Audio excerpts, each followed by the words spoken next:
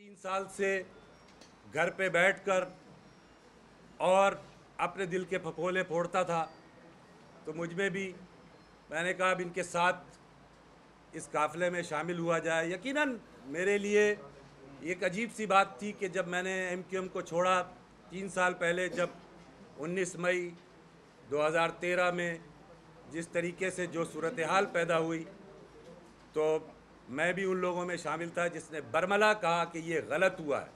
और मेरी इस बात की गवाही ये मीडिया में देख रहे होंगे इंटरनेशनल सेक्रेटरीट के तमाम लोग कि मैं उस दिन कह के गया कि तुमने अपने कब्र में कील आखिरी ठोक दी है, तुमने पार्टी को तबाह कर दिया है।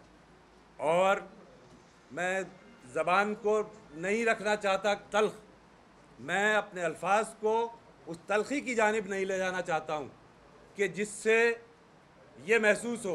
मैंने 30-32 साल एक शख्स के साथ गुजारे हैं। मैं उसके मरने की दुआ करता हूँ, बद्दुआ देता हूँ उसको। मैं कहता हूँ वो तवील उम्र पाए, वो लंबी उम्र पाए और अपनी आँख से देखे कि उसके पैरों तले ज़मीन खिसक रही है।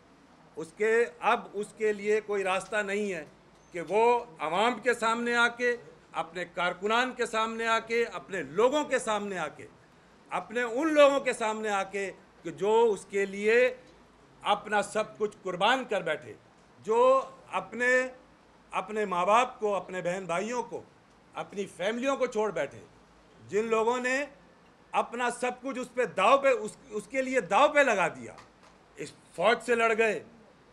ये नहीं देखा कि अपने ही वतन की फौज से हम लड़ने जा रहे हैं, सिर्फ ये देखा कि इस शख्स ने हमें पुकारा है, ये हमें कहीं ना कहीं पहुंचाया।